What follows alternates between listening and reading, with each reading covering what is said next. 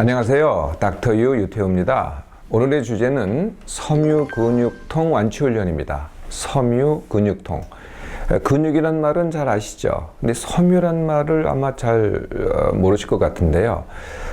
뭘 생각하시면 되냐면요. 이 인대 있죠. 또는 힘줄이라고 하잖아요. 네, 그 인대 힘줄. 이게 이제 섬유입니다. 섬유 조직이라고 하죠.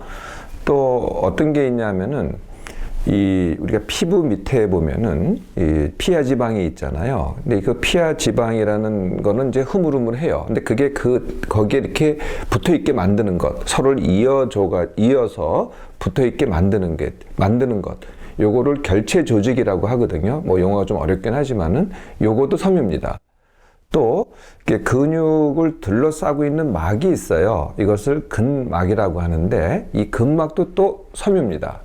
네, 그래서 이제 그걸 다 합친 말을 우리가 이제 섬유하고 근육이 문제가 된다 그래서 섬유근육통 이렇게 얘기를 하죠. 통이라고 하니까 이제 아픈 데인데 어디가 아프냐? 그러니까 근육이 있는 데는 다 아파요. 네, 그러니까 뭐 근육이 많은 데가 어디겠어요? 뭐 어깨라든지 등이라든지 이런 데가 다 아파요. 전신이 다 아픈 거가 이제 특징적이고요. 또 아침에 일어나면은 몸이 뻣뻣해요. 이 몸이 뻣뻣하다는 게 관절이 뻣뻣한 거하고 조금 다르거든요. 네, 관절도 이제 뻣뻣함을 느끼죠. 관절에도 섬유가 있으니까 뻣뻣함을 느끼는데 근육이 좀 뭔가가 뻣뻣함을 느껴요. 네, 그런 게 있고요. 또 이 저림이 와요. 이 저림. 네, 그러니까 저림은 사실은 섬유 근육하고는 관계없고 신경의 작용인데 이 저림이 오죠. 뭐 손이 저리다든지 팔이 저리다든지 이런 이제 저림이 옵니다. 또는 온몸이 좀 저리다든지 이런 저림의 증상이 있고 또 누르면 아픕니다. 네, 그러니까 누른다는 게 이제 되게 근육을 누르는 거거든요. 뭐 뼈를 누른다 이런 건 이제 잘 없으니까 근육을 눌렀을 때 아픈 것 이걸 갖다가 압통이라고 하거든요. 네, 이런 증세가 있습니다. 이게 이제 대표적인 증세고요. 이거 외에도 잠을 잘 못 자요. 네, 그래서 불면증이 있고요. 그 다음에 뭐 아프기도 하고 잠도 못 자고 하니까 어떻겠어요? 당연히 피로하겠죠? 네, 이게 이제 피로감, 이게 이제 대표적인 증세입니다. 그 외에도요, 굉장히 많은 증세들이 동반하는데요. 마음의 증세도 와요. 그게 이제 불안, 우울, 또 건강염려증. 사실 건강염려증 정확한 명칭은 질병불안증입니다. 어떤 질병에 대해서 내가 계속 그 병이 아닐까라고 불안해하는 거거든요. 네, 이런 또 심리 증상이 오고요. 그 다음에 또 다른 통증이 와요. 그러니까 이게 이 근육이 있는 데만 아픈 게 아니라 이게 두통도 오고요. 또는 복통도 오고, 네, 이렇게 다른 통증도 오고요. 그 다음에 이제 기능장애도 옵니다. 기능장애는 뭐 소화장애 또는 배변장애 또는 소변이 자주 마려운 배뇨장애 그 외에도요 많은 다른 통증과 기능장애가 오는데 그러니까 이제 근육만 아픈 게 아니고요 머리도 아파요 또 가슴도 아파요 또는 이제 여성들 같으면은 생리통이 더 심해져요. 기능장애는요 뭐 소화장애 또는 이 과민성 방광, 그러니까 소변이 자주 마려운 거죠. 또는 과민성 대장, 이거는 설사가 나오기도 하고 변비가 있기도 하고 아랫배가 아프기도 하고 또 입마른증 이런 이제 기능 장애가 오죠. 이런 증세들이 많다 보니까요, 이게 이제 삶의 장애가 옵니다. 네, 그러니까 일상생활을 하는데 이게 지장이 생겨요. 그러니까 일상생활이 저하가 되죠. 뭐 그냥 하루에 보통 하는 일을 하는데 잘 못해요. 또 일도 이 수행력이 떨어지죠. 또 그러다 보니까 관계도 또 악화됩니다. 그러니까 삶의 전반에 이 영향을 미치게 됩니다. 그래서 이제 나는 아파 죽겠고 정말 이게 무슨 큰 병이 아닐까 싶어서 이제 병원 가서 검사를 받습니다. 근데 검사를 할 때마다 다 정상이 나와요. 그러면은 이 아픈 당사자로 보면은 정말 답답할 노릇이죠. 그러거나요. 또는 다른 병으로 오진되기도 해요. 그 대표적으로 오진되는 병이 목 디스크, 털이 디스크 아니면 관절염. 뻣뻣하다 그러고 아프다 그러니까 이게 이런 관절염으로 오진되기도 하죠. 이 섬유근육통은요 정말 고통이 심합니다. 반면에 이것 때문에 뭐 정말 죽지는 않는 병이거든요. 그러니까 죽지는 않으면서 우리가 이런 말 쓰죠. 아파 죽겠는데 아파 죽겠다는데 정작 안 죽는 거죠. 이게 이제 아파 죽겠는데 안 죽는 병의 대표적인 병입니다. 그래서 본인은 고통이 심해요. 그래서 이제 치료를 하는데 뭐 짐작하셨겠지만은 이제 뭐 약물을 많이 치료를 합니다. 뭐 약물의 대표적인 게 뭐 진통제, 그 외에 항우울제, 또는 이제 이 항정간제라 그래서요. 이제 간질약인데 사실 여기에도 또 효과적인 약이 있기는 있어요. 통증을 줄여주는데. 그래서 전간제.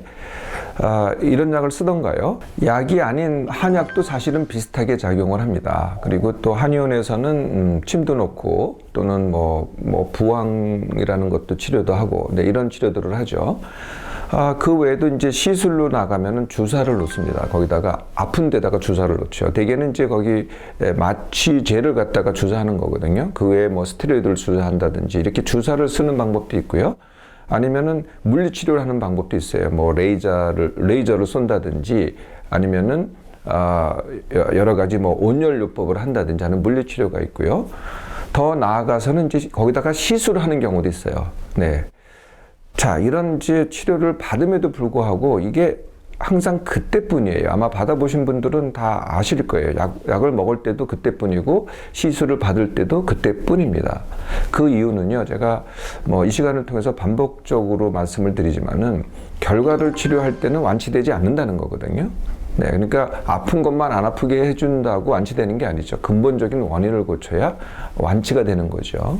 자, 그러면은 섬유근육통의 원인을 알아볼까요? 통증과 그 주된 증세가 통증과 그 다음에 그 저림이라고 이제 말씀드렸잖아요. 그 증세가 일어나는 이유는 단순합니다. 근육이 긴장되고 경련을 일으키기 때문에 그렇고요. 이 저림이 일어나는 것은 그 사이를 지나가는 신경이 근육의 긴장에 의해서 눌려서 그렇습니다. 그래서 아주 근본적인 거는요. 근육이 긴장된다는 거거든요. 근육이 긴장된다는 거는 왜 그럴까요? 이게 이제 크게 네 가지 이유가 있습니다. 가장 근본적인 이유는 지나침과 힘듦입니다. 내가 이제 뭔가를 하려고 그러면은요, 이게 근육이 긴장돼야 뭔가를 하잖아요. 제가 이렇게 손을 움직이는 것도 사실은 근육이 긴장되는 겁니다. 말하자면은. 근데 이건 의도적으로 내가 손을 움직이는 거고요. 그냥 평소에 내가 뭔가 힘들면은 또 지나치면은 근육이 긴장되고 있는 거거든요. 나도 모르게. 이게 이제 가장 근본적인 이유고요. 이게 덜 그런 사람이 있고 같은 상황에서 더 그런 사람이 있습니다. 그래서 더 그런 사람을 뭐라 그러냐면은 예민한 몸맘을 가졌다 그러죠. 네. 그래서 예민한 몸맘을 가진 사람들은 더 그렇게 되겠죠. 세 번째 이유는요. 일단 이제 이렇게 해서 통증이 시작이 됐어요. 그래서 이제 근육이 긴장돼서 통증이 시작하는데 근육과는 별개로 이게 뇌에서 전달되면서 뇌에 통증회로가 생깁니다. 그러니까 근육이 아픈 건 맞는데 이게 이제 처음에 시작할 때 10이 아팠는데 이게 뇌로 전달되면서 100이 아파오거든요. 이것을 통증회로라고 합니다. 이게 이제 뇌에 생긴 증폭회로가 되는 거죠. 이게 이제 세 번째 이유가 됩니다.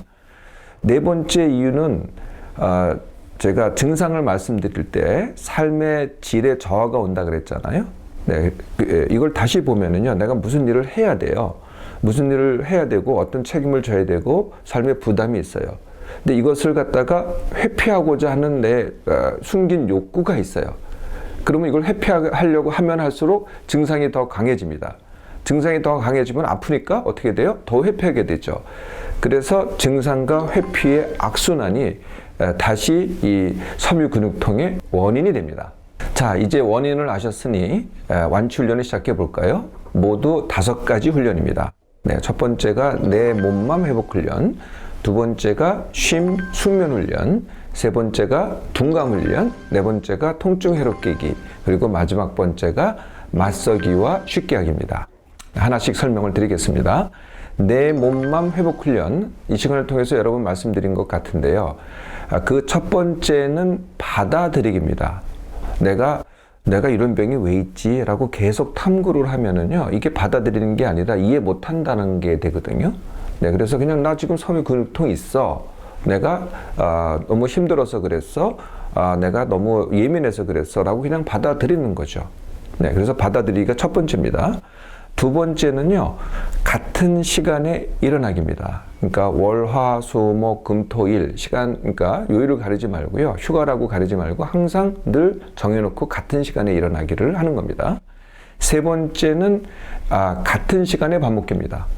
네, 그러니까 우리가 보통 이제 식사 시간을 갖다 자꾸 왔다 갔다 하다 보면 몸이 일정하지가 않게 돼서 그 자체가 부담이 되거든요. 그래서 같은 시간에 밥 먹기. 네 번째가 하루 10%덜 쓰기입니다. 네, 일부러 하던 일을 갖다가 덜 하라는 거거든요. 10%덜 하기가 되는 거죠. 네, 그러면은 10% 정도의 기력이 남습니다. 그러면 이 기력을 가지고 운동을 갖다가 조금씩 더 하기. 이게 내 몸만 회복 훈련입니다. 보통 일주일 정도, 2주일 정도만 하시면은요, 이 많이 회복이 되세요, 일단. 네, 이거 가지고 이제 고담 훈련을 하는 거죠. 네, 두 번째 훈련이 여기서 좀 더 나아가지고 숙면 훈련과 쉼 훈련을 하는 거거든요. 이게 왜 훈련이 돼야 되느냐? 요새 잠을 제대로 못 자는 분들 많고요. 쉼을 못 하시는 분들이 되게 많아요. 쉬어지지가 않아요. 머리가 계속 돌아가기 때문에. 그래서 훈련을 해야 됩니다. 숙면 훈련은 아까 말씀드린 같은 시간에 일어나기를 기준으로 해서, 그 다음에 졸리면 누울 수 있는 시간을 그 다음에 정하는 겁니다. 예를 들면은 이제 아침에 6시에 일어나는 시간을 정했다고 한다면은, 내가 평소에 11시에 잠자리에 든다고 하면은 11시를 이제 기준으로 하는 겁니다. 그래서 11시 이전에는 절대 졸지도 말고 자지도 말고. 그러니까 우리가 보통 낮잠 자고 저녁잠 자는 분들이 많잖아요. 이걸 안 자셔야 됩니다. 안 졸아야 됩니다. 그래야 내가 잘 수 있는 시간에 숙면을 하게 되거든요. 숙면이라는 것은 꿈도 없고 깨지도 않고, 이게 숙면입니다. 11시 이후에도요, 이게 자겠다고 누우시면 안 돼요. 자겠다는 거는 내가 하는 거고, 사실 숙면이라는 것은 내 몸이 알아서 하는 거거든요. 네, 그래서 나는 안 자겠다고 해야 됩니다. 어떻게 하든지 내 생각 속에 안 자겠다고 하면은 내 몸이 나를 자게 만드는 거죠. 그래서 11시 이후에 자겠다고 눕는 게 아니라 졸리면 누울 수 있는 겁니다. 네, 졸리면 누운 거지 또 자겠다는 게 아니죠. 네, 그래서 졸리면 누워 있으면은 두 가지 중에 하나가 일어납니다. 계속 깨어 있거나 아니면은 내가 정한 6시에 일어나거나. 네, 그래서 계속 깨어있다? 그러면 또 일어나서 뭔가를 하세요. 자려고 하지 마시고. 이걸 반복하는 겁니다. 이럴수록 더 숙면을 하게 돼요. 그러니까 안 자기를 하면 할수록 한 번 자는 잠에서 훨씬 더 숙면을 취하게 된다는 거죠. 이것을 제대로 하시려면은 낮에 쉼 훈련을 하셔야 됩니다. 이게 피곤하면은 이게 숙면 훈련을 할 수가 없거든요. 근데 이 피로하다는 거하고 내가 졸립다는 게 전혀 별개의 문제입니다. 필요하다는 것은 내가 의식이 있을 때고요. 잠을 잔다는 것은 의식이 없을 텐데, 의식이 없게 만드는 것은 내가 하는 게 아니고 내 몸이 하는 겁니다. 반면에 의식이 있을 때, 필요할 때 쉬는 것은 내가 마음대로 할 수 있는 거거든요. 그래서 제일 필요할 때 쉼 훈련이라는 것에 가장 익숙한 방법이 멍 때리기입니다. 그러니까 아무것도 안 하면서 그냥 생각도 안 하고 있는 상태.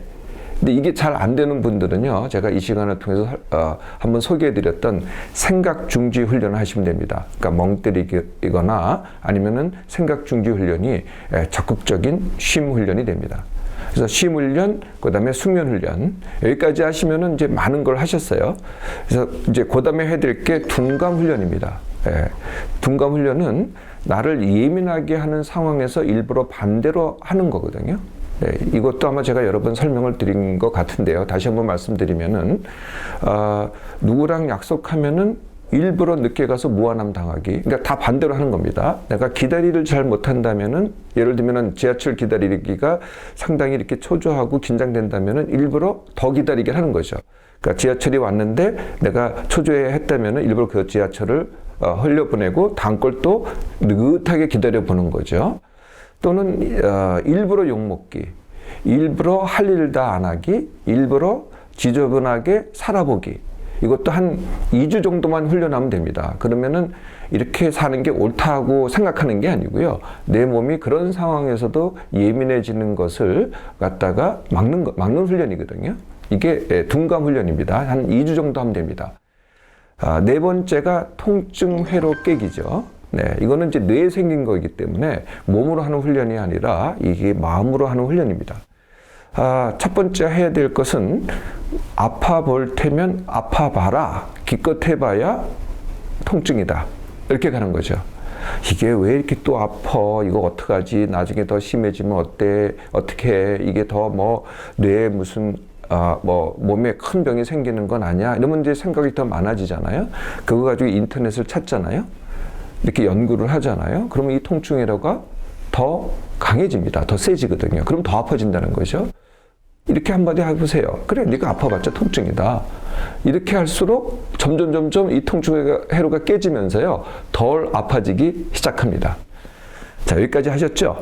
이제 더 큰 게 남았습니다. 그게 현재 내가 해야 될 일, 내가 책임지고 있는 부담, 이것을 맞서라는 거거든요. 이걸 회피하지 말고요.